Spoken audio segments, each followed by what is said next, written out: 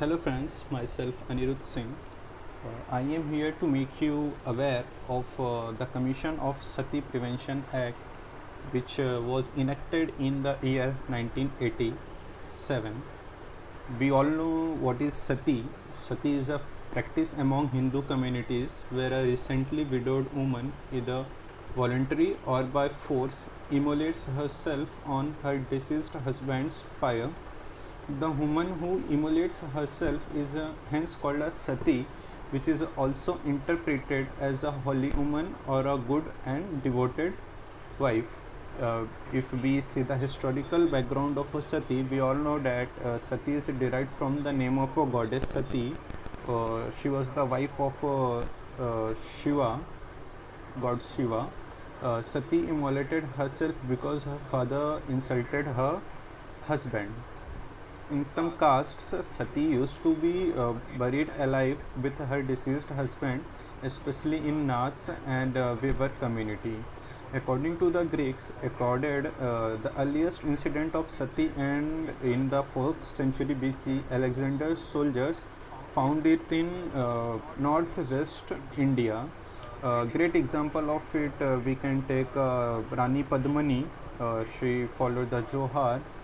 Um, uh, Rajaram Mohan Roy, is the first who stepped forward to stop this practice of sati.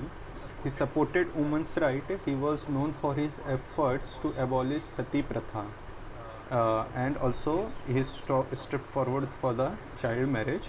Due to his unending efforts, sati was declared illegal in 1829. If the laws and acts which were made to stop this sati in the 16th century, Humayun was the first to try a royal agreement against this practice. Akbar was next to issue official orders prohibiting sati. Portuguese banned the practice in Goa by 1550. The Dutch and the French banned it in Hooghly, Chunchura, and Pondicherry. Bengal Sati Regulation Act 1829 was also enacted at that time. The Hindus Widow Remarriage Act 1856 was also enacted.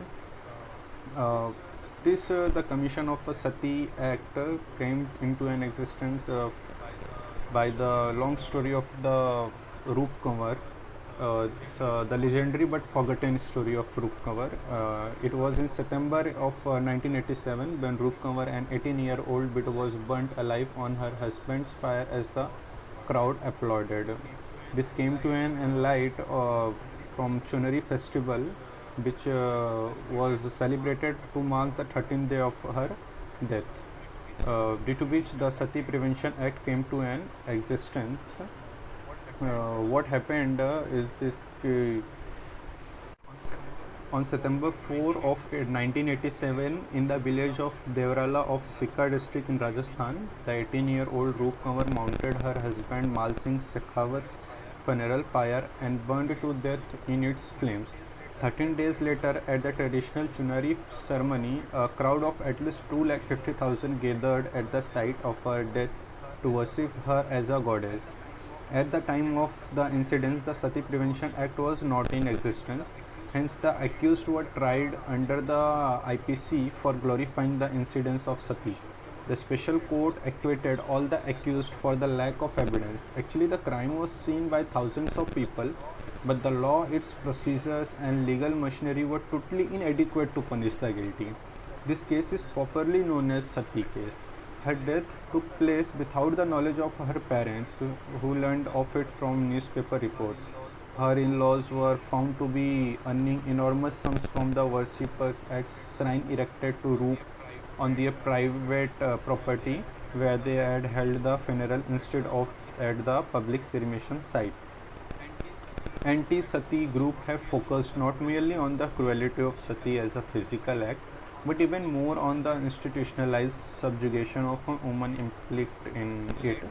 In light of these incidents, the Government of India enacted the Commission of Sati Prevention Act in 1987. When this act came into existence, there was a very poor condition of widows in Rajasthan. They were secluded and covered in black cloth. They eat food without salt and often die of malnourished. We can say the noble sacrifice of Rup Kanwar.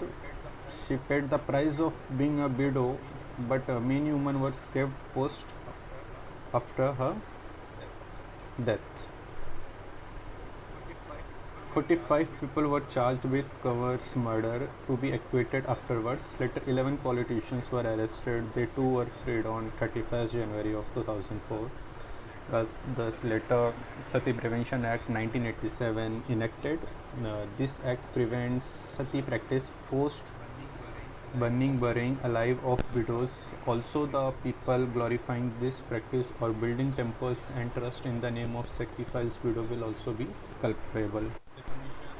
The Commission of Sati Prevention Act 1987 involves 3 stages: the burning of widows, the glorification of the act, the culmination of with the establishment of a temple dedicated to the Sati. The meaning of a Sati under the act: Sati means the burning of or burying alive any widow along with her body of a deceased husband or any other relative, or with any other article, object or thing associated with the husband or such relative, or any woman along with the body of any of her relatives, irrespective of whether such burning or burying is claimed to be voluntary on the part of the widow or the woman or otherwise.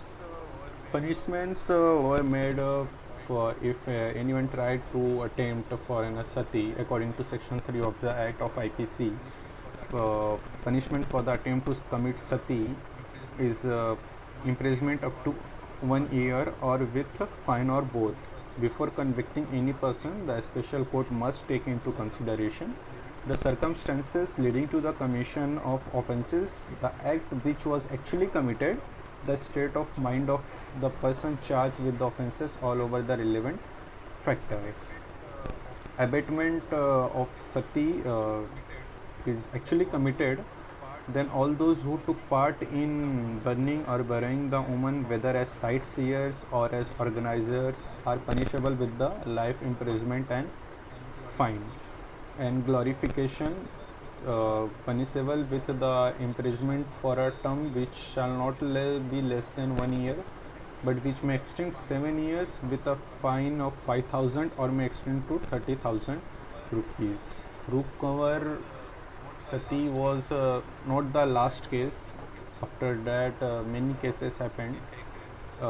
We can take an recent cases of a Janmak Rani in her 40s in Sagar district of Madhya Pradesh in the year 2006.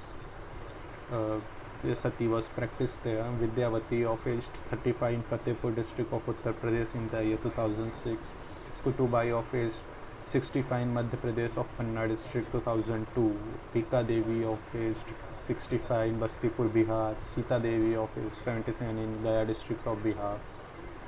This sati should be stopped. I think it should be banned. It is already banned under the Commission of a Sati Prevention Act of 1987. There are more than 250 Sati temples in the country with a steady flow of devotees and donation. Thank you.